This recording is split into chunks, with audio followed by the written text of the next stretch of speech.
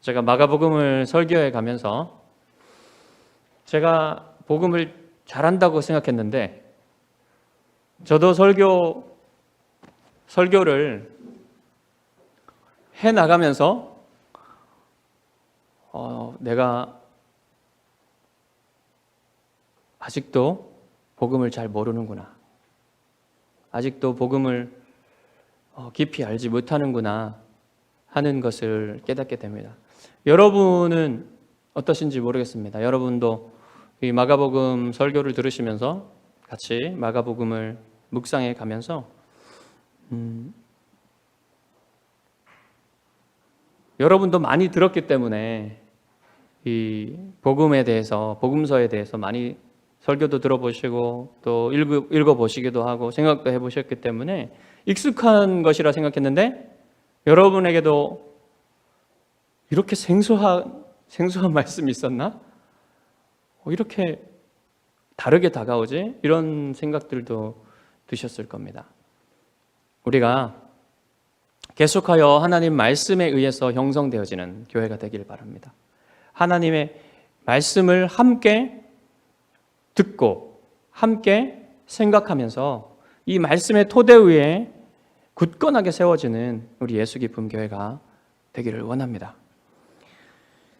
예루살렘으로 올라가는 주님과 제자들의 여행이 이제 막바지에 다다랐어요.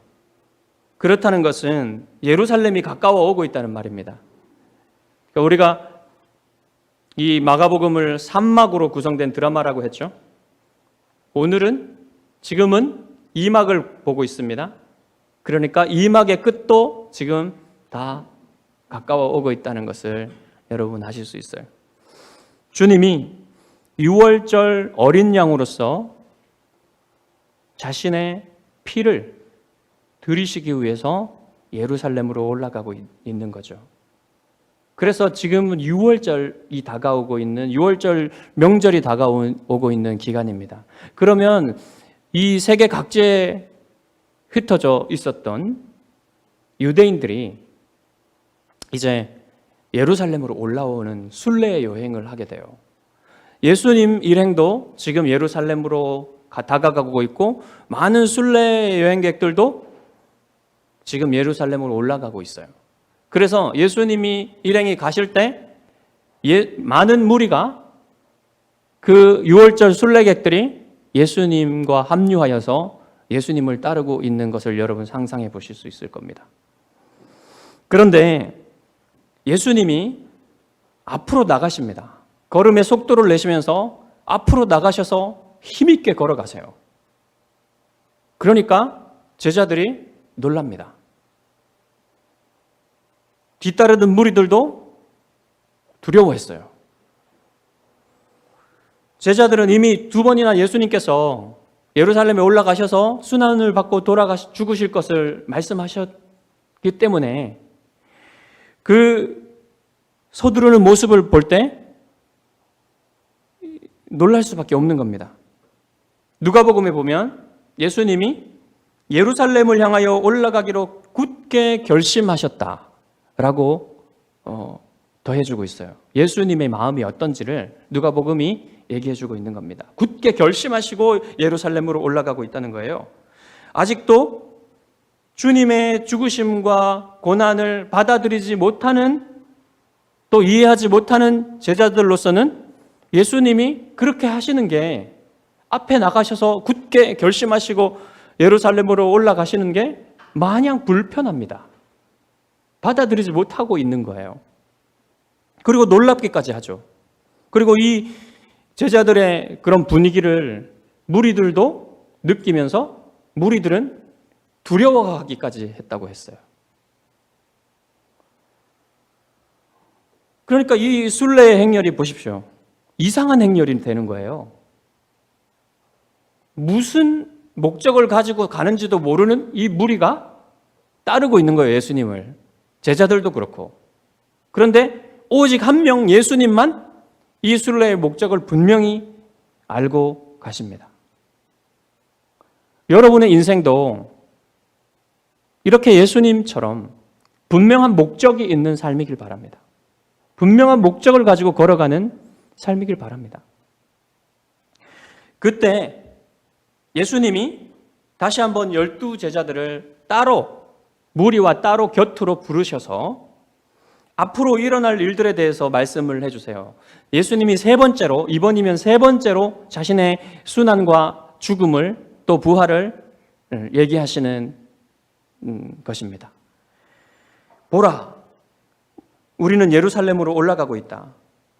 거기에서 인자는 대제사장들과 율법학자들에게 넘겨질 것이며 그들은 인자에게 사형 선고를 내릴 것이며 그를 이방인들에게 넘겨 조롱하고 침뱉고 채찍질하고 난 다음에 죽일 것이다. 그러나 인자는 사흘 만에 다시 살아날 것이다. 이렇게 예수님이 알려주셨어요. 주님이 여러분 계속해서 자신을 인자라고 부르시죠. 인자. 지난번에도 한번 말씀드렸지만 이 인자라는 표현은 자신이 메시아임을 숨기는 동시에 드러내는 표현이에요. 인자라는 말이 Son of Man입니다. The Son of Man. 사람의 아들이라는 뜻이에요. 그런데 예수님은 그냥 사람의 아들이 아니죠. 사람의 아들이라는 것은 사람이란 뜻이잖아요. 하나님의 아들은 하나님이고. 그런데 예수님은 누구십니까? 하나님의 아들로서 하나님이신 동시에 사람의 아들, 사람입니다. 그러니까 다른 사람하고는 다른 사람이죠. 무슨 말씀인지 아시겠죠? 다른 사람하고는 다른 사람입니다. 하나님이신 동시에 사람이시기 때문에. 그리고 에덴 동산에서 하나님의 뜻을 온전히 순종하는데 실패한 첫 번째 아담이 아니라 이제 새로운 아담으로 오셔서 하나님의 뜻에 완전하게 순종하실 새로운 인류의 대표인 것이에요. 새로운 인류의 대표인 사람이에요. 예수님은. 그런 뜻도 이 인자라는 말에 들어있는 거예요. 주님은 하나님이 택하신 사람들을 다시 온전한 사람으로 회복시키기 위해서 사람이 되셨습니다. 하나님의 아들이, 그러니까 사람의 아들이 되신 거죠. 자, 주님은 세 번에 걸쳐서 순환 예고를 하셨는데요. 첫 번째보다는 두 번째, 두 번째보다는 세 번째 더 자세하게 내용을 알려주셨어요. 그래서 세 번째 순환 예고에서는 앞으로 일어날 일들에 대해서 더 구체적으로 알 수 있는 겁니다. 보시면 주님이 어디에서 죽을 것이라고 예고되어 있습니까?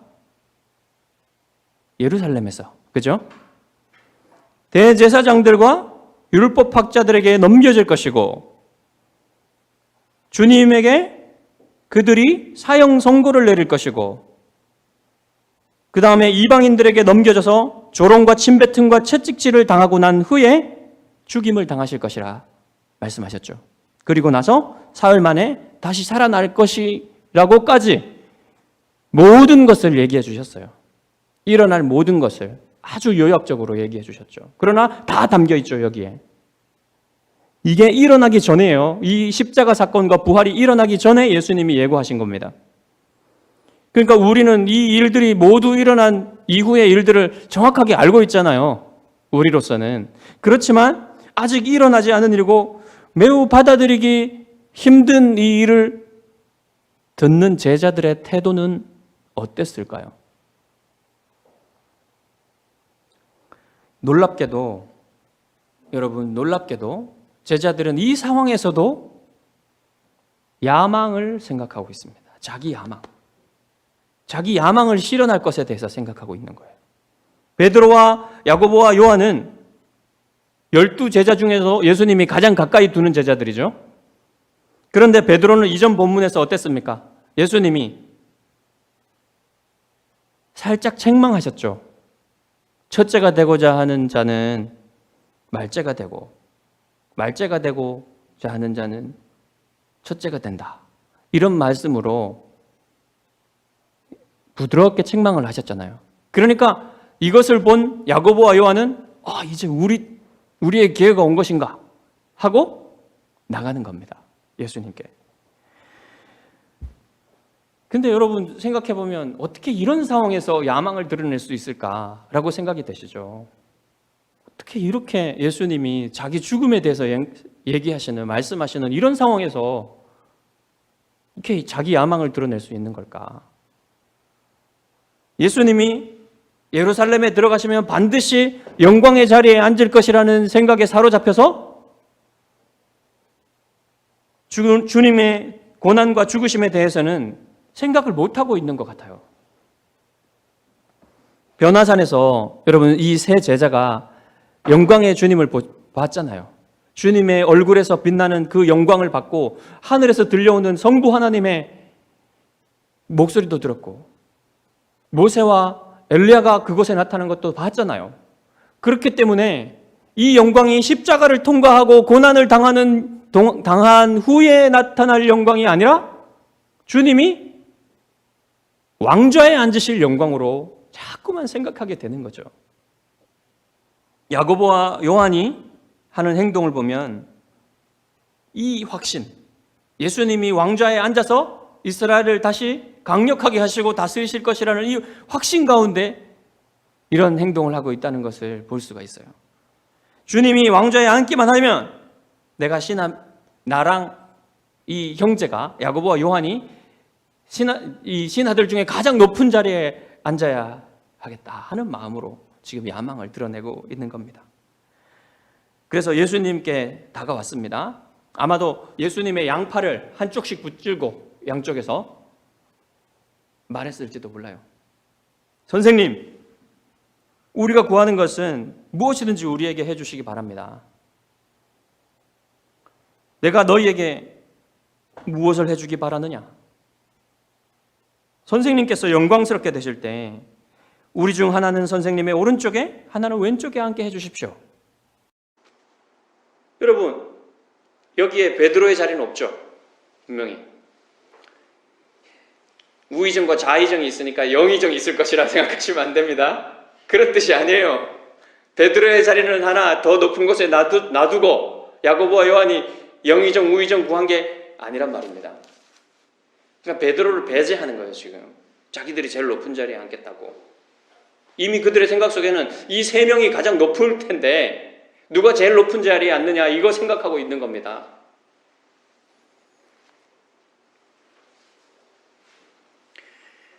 답답한 일이죠. 예수님이 말제 자리에서 섬기라는 그런 사람이 큰 사람이라는 그 가르침을 이미 잊어버린 것 같습니다. 여러분, 교회에서도 심심치 않게 이런 일이 일어나죠.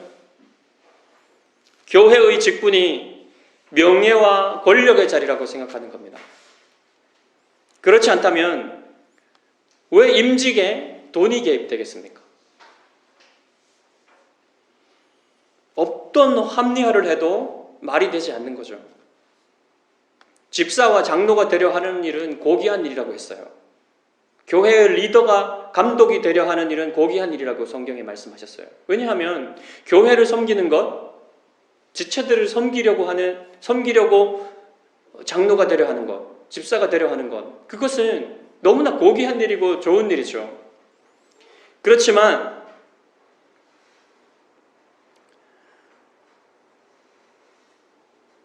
그런 아름다운 정신, 정말 섬기고자 하는 마음으로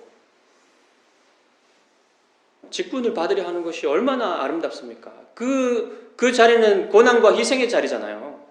그렇기 때문에 아름다울 수밖에 없어요. 하지만 이미 그런 정신이, 제자도의 정신이 꽃피고 열매 맺기에는 교회 정치의 물이 너무 혼탁해졌습니다. 그래서 우리 개척교회는 분명히 이런 부분에서 개혁을 이루어야 돼요. 그래야만 주님이 가르치신 이 제자도의 정신이 흘러가게 됐습니다. 이런 부분에서 개혁을 하지 못한다면 개척교회도 똑같을 수밖에 없어요. 이게 뭐하러 개척하겠습니까, 그러면?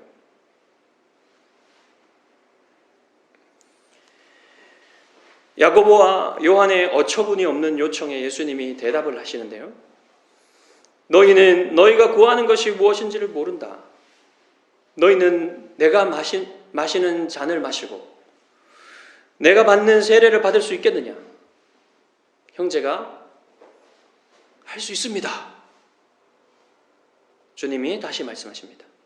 너희는 내가 마시려는 잔을 마시고 내가 받는 세례를 받을 것이다. 그러나 내 오른쪽이나 왼쪽에 앉는 건 내가 해줄 수 있는 것이 아니라 정해진 사람들에게 주어질 것이다.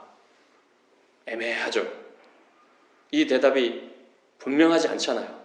그렇죠? 무슨 말씀을 하시는지 알기가 힘들어요.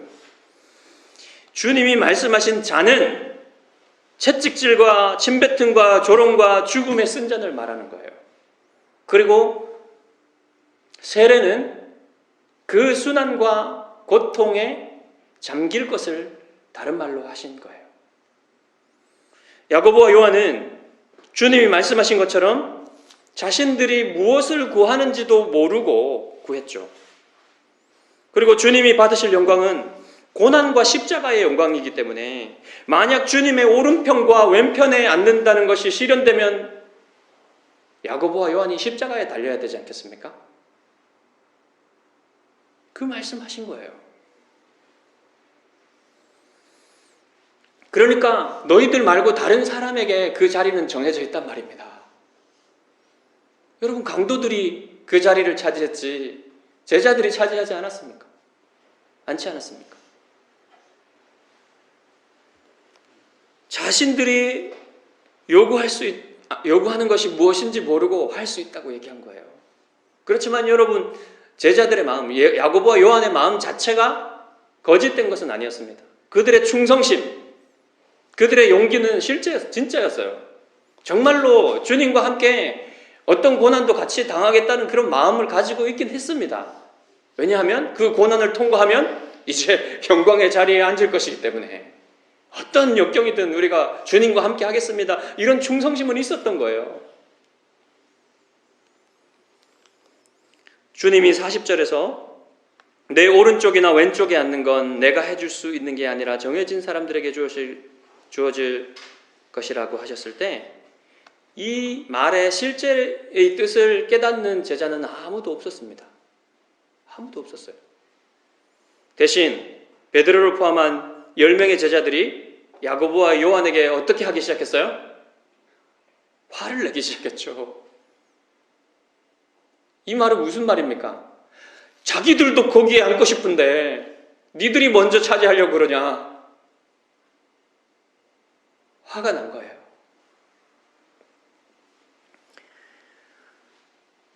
주님은 그래서 이런 모호한 말씀, 알아듣지 못할 것 같은 말씀을 하시면서 무엇을 하신 거냐면 제자들에게 다시 한번 내가 가르친 것을 기억하라. 제자도를 다시 한번 기억하라고 요구하시는 겁니다. 너희들이 앉을 자리는 너희가 관심 가질 일이 아니다. 그보다 너희는 섬기는 사람들이 되어야 한다고 예수님이 다시 말씀하시는 거예요. 그런데 제자들은 아직도 높아지는 데에만 골몰하고 있습니다. 주님과 함께 한 지가 이미 3년 이상이나 되었는데 아직도 주님의 가르침을 이해하지 못하고 주님의 가르침과 정반대되는 길을 걷겠다고 하는 거예요. 그래서 이대로 두면 여러분 제자들이 싸우겠죠. 야망은 싸움과 심지어는 전쟁까지 일으킵니다. 여러분, 북이스라엘과 남유다가 갈라진 거 기억하시죠? 북이스라엘과 남유다가 갈라져서는 결국은 절대로 다시 통일하지 못했습니다. 나중에는 남유다만 남았고 남유다도 망해가지고 바벨론으로 포로로 잡혀갔다가 다시 돌아오긴 했지만 남유다는 나라로서 온전히 다시 회복하지 못했어요. 결국 다 망해갔습니다.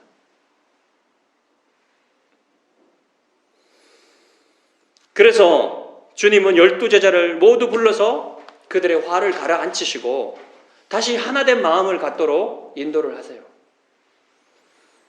이렇게 가르치십니다. 이방인들의 통치자들이라는 사람들은 백성들을 마음대로 다스리고 그 고관들은 그들을 억압한다는 것을 너희도 알지 않느냐. 너희가 그렇게 해서는 안 되는 거야.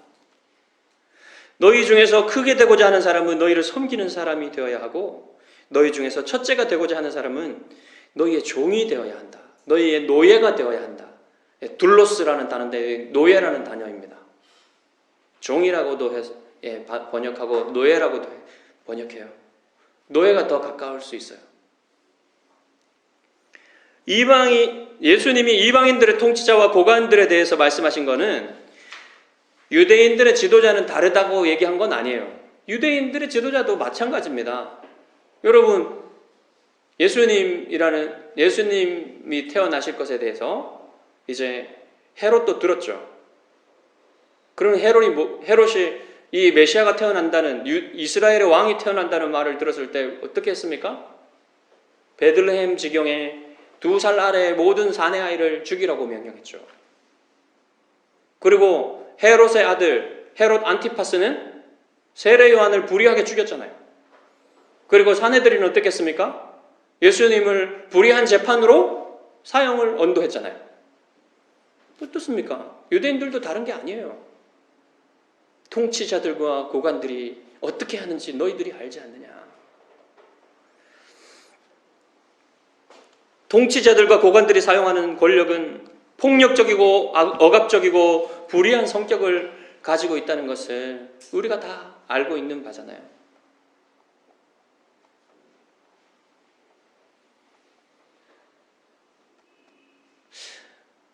참 민주주의가 발전해도 이 부분은 크게 바뀌었지만 그래도 완전히 바뀔 수는 없는 일인 것 같아요. 사람이기 때문에. 그리고 여러분, 대부분의 사람들은 그것이 세상 돌아가는 이치라고 생각합니다. 예수님이 그 이치를 얘기하신 거예요. 그런데 주님이 말씀하시는 거는 뭐냐면 하나님 나라는 다르다.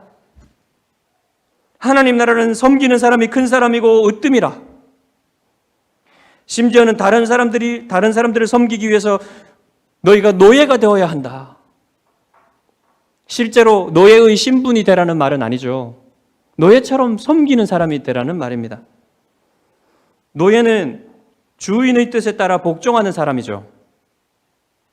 자기 스스로 결정할 수 있는 권리가 현저히 없는 사람, 현저히 낮은 사람이 노예입니다. 왕이신 주님의 뜻에 따라 노예처럼 섬기는 사람이 하나님의 나라에서는 크고 으뜸되는 사람이라는 거예요. 그런데 이 노예가 위대하고 으뜸이 될 수 있는 이유는 무엇입니까? 주인이 하나님이시기 때문이죠. 주인이 예수님이기 때문이죠. 사람의 뜻에 따라 섬기는 게 아니라 하나님의 뜻에 따라 섬기기 때문에 위대한 거예요. 섬기는 것 자체가 위대한 게 아닙니다, 여러분. 만약에 그렇다면 여러분 낮은 지위에서 다른 사람을 섬겨야 하는 사람들은 다 위대하겠네요? 그렇지 않은 경우도 많아요. 낮은 지위에서 섬긴다고 다 좋은 마음과 선한 마음과 착한 마음으로 섬기는 게 아닐 수 있습니다. 악한 마음과 비열함을 가지고 섬길 수도 얼마든지 있어요. 그렇기 때문에 여러분, 하나님의 뜻대로 섬기는 자, 하나님의 뜻을 따라 순종하는 섬김, 그것이 위대한 거죠.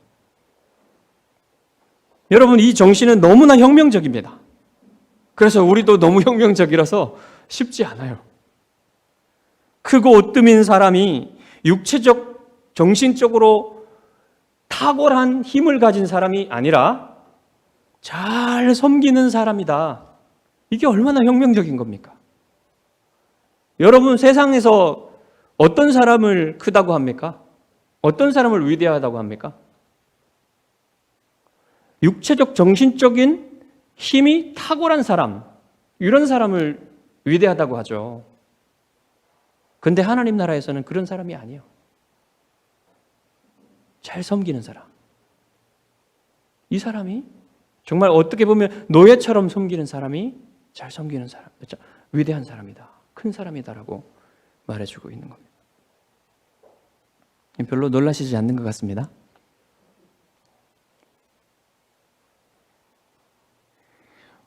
우리는 모두 섬기는 사람이 되기보다는 섬김을 받는 사람이 되어야 한다는 본능적인 생각을 가지고 있죠. 다 우리가 죄인이기 때문에. 하지만 거듭나서 새로운 피조물이 된 사람들은 새로운 영적인 DNA를 가지게 돼요. 섬기는 정신. 그게 거듭난 사람의 정신이에요. 이 섬기는 정신이 없으면 예수님의 제자라고 할 수 없는 거예요. 왜냐하면 예수님이 그것을 가장 중점적으로 제자도에서 다스리 가르쳐 주시기 때문에. 나는 예수님의 제자는 되고 싶은데 섬기는 건 싫어요 라고 하면 예수님의 제자일 수 없는 거죠. 남을 기꺼이 섬긴다는 건 결코 쉬운 일이 아닙니다. 우선 자신을 낮춰야 되고요. 그 다음에 자기가 섬기는 그 대상을 귀하게 여길 수 있어야 됩니다. 존중할 수 있어야 돼요. 그리고 섬기고 싶은 생각이 있더라도 훈련되어 있지 않으면 잘 못 섬겨요.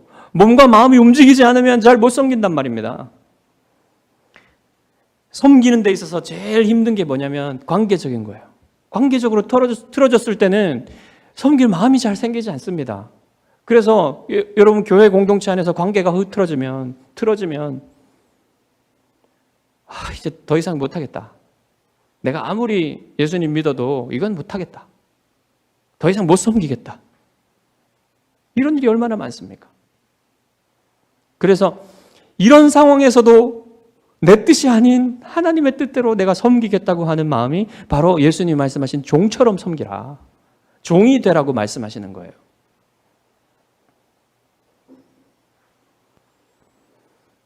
여러분, 우리가 교회를 이룰 때는 분명히 이런 어려움들까지, 특히 개척교회를 이룬다는 것은 여러분 사실 대형교회 가서 대형교회 가가지고 하면 얼마나 편합니까? 이런 거 생각 안 해도 돼요, 사실. 여기서 마음에 안 들면 저쪽으로 가면 됩니다. 그렇죠? 이 그룹에서 마음에 안 들면 저쪽으로 가서 하면 되고, 이 그룹에서 또 마음에 안 들면 저쪽 그룹으로 가면 돼요. 큰 교회에서는 익명성도 보장됩니다. 내 이름 없이 그냥 다닐 수도 있어요. 근데 여러분, 우리 교회 같이 이런 작은 교회에서는 어떻게 피해갈 수가 없어요. 그냥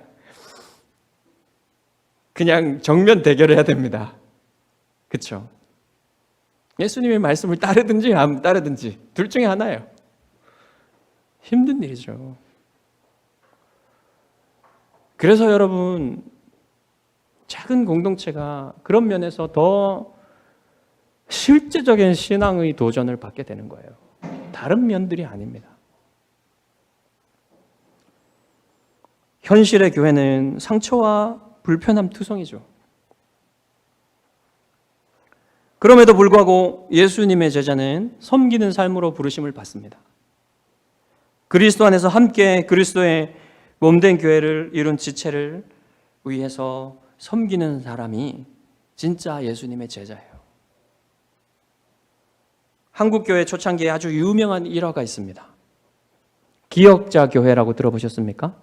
금산교회, 금산에 있는 금산교회인데요. 여기에 조덕삼 장로와 이자익 목사의 이야기가 유명한 일화가 있어요. 이자익은 경남 남해에서 태어나가지고 아주 어렸을 때 부모님을 다 여의었어요.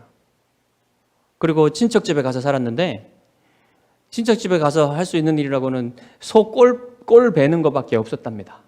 근데 맨날 이 쇠 꼴만 베고 있으니까 얼마나 지루하고 힘들겠어요, 삶이. 그래서 안 되겠다. 친척집을 떠나서 다른 곳으로 가기 시작했어요.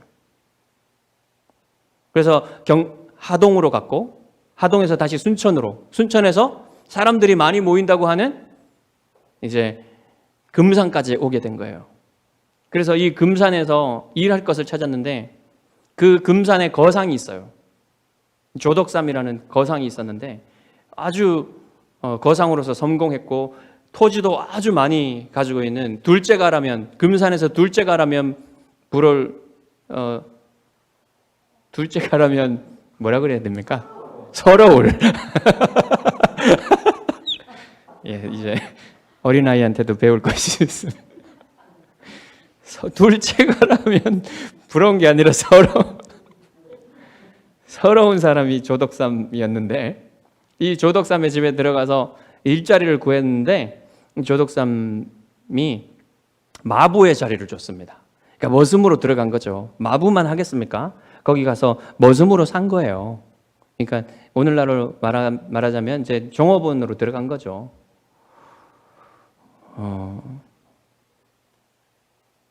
그래서 이제 열심히 거기서 살았죠. 사는데 테이트라는 선교사가 와서 복음을 전합니다. 그래서 이 복음을 전했을 때 조덕삼과 이자익이 둘 다 예수님을 믿고 거듭나게 됐어요. 그래서 이 기역자교회 금산교회를 개척하게 됩니다. 금산교회를 이제 선교사들과 이제 뜻을 맞춰서 힘을 합하여서 세우게 되는데 가장 열심인 사람들이 조덕삼과 이자익이었어요. 그래서 영수가 돼요. 영수. 당시에는 그 장로교회의 직제가 제대로 체계가 세워지지 않았을 때 우리 한국교회 초창기 때 이 교회를 이끄는 사람들을 현지인들을 영수라고 불렀답니다. 리더란 뜻이죠. 지도자라는 뜻입니다. 그래서 이제 영수로서 두 분이 아주 열심히 이제 교회를 섬기다가 드디어 이제 장로를 피택하는 날이 왔어요. 그래서 장로 선거가 이루어졌는데 결과를 보니까 놀랍게도 이자익이 장로가 된 겁니다. 여러분 어떻겠습니까? 다 놀라고 선교사들도 놀라고 이제 걱정까지 되기 시작했어요. 이 일을 어떡하지? 왜냐하면 이 조덕삼은 이자익보다 나이가 15살이나 많고 그 다음에 인품도 좋고 이 금산교회에 가장 그 영향력이 큰 사람이고 물질적으로도 엄청난 후원을 하는 그런 사람이었어요. 사람들이 가장 중요하게 여기는 그런 사람 아니었겠어요?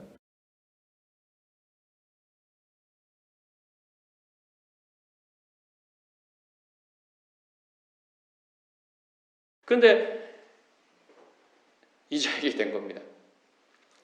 그래서 조덕삼 영수가 선교사님들한테 이제 발언권을 얻어서 앞에 나가서 얘기를 하는데 뭐라고 얘기를 하냐면 우리 금산교회 교인들은 정말 위대한 일을 해냈습니다. 저희 집에서 일하는 이자익 영수는 저보다 훨씬 신앙의 열의가 뜨겁습니다. 참으로 감사한 일입니다. 제가 이자익 장로를 더 잘 섬기고 우리 교회를 위해서도 더 열심히 섬기겠습니다. 이야, 멋있죠? 진짜 멋있습니다. 어떻게 이런 말을 할 수 있을까요? 예, 정말 예수님의 정신이, 예수님의 제자의 정신이 그 안에 있다는 것을 볼 수가 있어요. 당시에 여러분 모든 교회가 그런 건 아니에요. 저기 서울의 연동교회 같은 경우에는 이 문제로 양반과 그 천민 그런 문제로 교회가 갈라졌어요. 그런 일들도 있는 그 시대에 이런 일들이 있었던 겁니다. 그래서 이 조덕삼 영수는 자기 사제를 들여서 이자익 장로를 평양신학교에 보내요. 그래서 졸업할 때까지 다 돈을 댑니다. 그리고는 나중에 자신이 이제 장로로 선출이 돼요. 그리고는 이자익 목사님을 금산교회에 초빙합니다. 청빙을 해가지고 그 금산교회 담임 목사님이 되시고 그 다음에 이 시골교회 담임 목사님이신 이 이자익 목사님은 총회장을 3번이나 하세요. 장로교가 나눠지기 전에, 통합과 합동으로 나눠지기 전에. 참 아름다운 일이죠. 한국교회 초창기에는 이렇게 아름다운 일들이 많았어요. 우리의 정신이 이러한 정신을 계속해서 더 회복하고 이어갔으면 좋겠습니다. 이제 마지막으로 마가복음의 중심 구절이라고 할 수 있는 45절을 함께 읽겠습니다. 함께 45절을 읽어보겠습니다. 인자가 온 것은 섬김을 받으려 함이 아니라 도리어 섬기려 하고 자기 목숨을 많은 사람의 대속물로 주려 함이니라. 이 짧은 구절 안에 예수님이 누구시며 예수님이 육신을 입고 이 땅에 오실 목적이 무엇인지 게시되어 있습니다. 마가복음은 예수님의 어떤 면을 게시하냐면 여호와의 고난받는 종이신 예수님을 보여줍니다. 여호와의 고난받는 종이다 라고 예수님을 소개하고 있어요. 예수님은 자신이 하나님의 아들이시지만 우리를 섬기시기 위해서 스스로 하나님의 종이 되셨어요. 예수님은 섬김을 받으시기 위해 합당하신, 섬김을 받으시기에, 모든 피조물에게 섬김을 받으시기에 합당하신 분이시지만 우리를 섬기러 오셨단 말입니다. 주님이 어떻게 우리를 섬기셨죠? 이 땅에서 모든 고난과 가난함과 죽음까지 지시는 그런 하나님의 뜻에 순종하심으로써 우리를 섬기셨어요. 그러니까 목숨을 내어놓으셨단 말입니다. 우리를 섬기시기 위해서. 근데 예수님이 이 목숨을 내놓는 것을 오늘 말씀에서 뭐라고 표현합니까? 대속물로 주시기 위해서. 그렇죠. 이 대속물이라는 말은 뭐냐면 당시에 여러분 노예를 풀어주려면 대속물을 냈어야만 했어요. 그러니까 노예 값을 내야만 한 거예요. 이것을 속전이라는 말로도 표현할 수 있습니다. 비슷한 말이에요, 속전. 그러니까 속전이라는 건 속하기 위해서 내는 돈이란 뜻이거든요. 대속물도 비슷한 뜻입니다.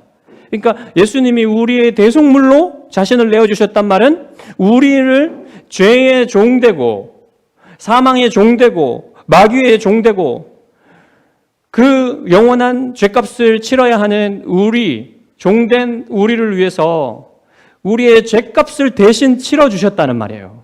자기의 목숨을 값으로 내놓아서. 그러면 여러분 우리는 누구의 것이 됩니까? 실제로 여러분 그 값을 치른 사람의 소유가 돼요. 그 노예는. 우리는 예수님이 값주고 사신 사람들이에요. 그러니까 우리는 우리 자신의 것이 아니라 예수님의 것입니다. 그러니까 우리는 당위성으로 보자면, 당위성으로 봐서도 예수님의 뜻을 따라 살아야 되는 거예요. 우리의 뜻을 따라 사는 게 아니라.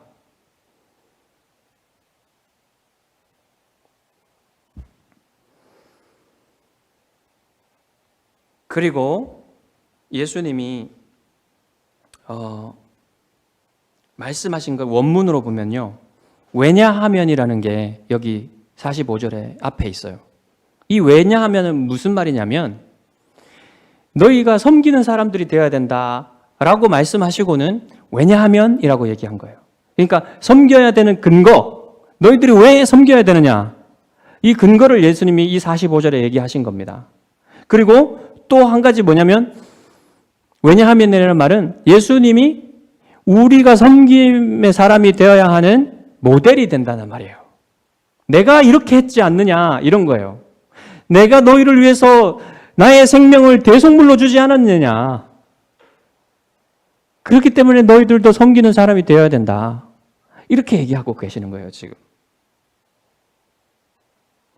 자, 우리가 본받을 것은 주님의 섬김이지 주님의 죽음은 아닙니다. 왜 그렇습니까? 우리는 사실은 우리가 죽어봤자 한 사람의 죄도 대신 질 수 없어요. 우리의 죽음은 그런 가치가 없어요. 그리고 또한 예수님이 이미 우리의 모든 죄를 위해서 죽으셨기 때문에 다시 죽을 필요도 없는 겁니다. 그래서 우리가 죽어야 된다는 뜻이 아니에요. 예수님의 모범을 따른다는 것이.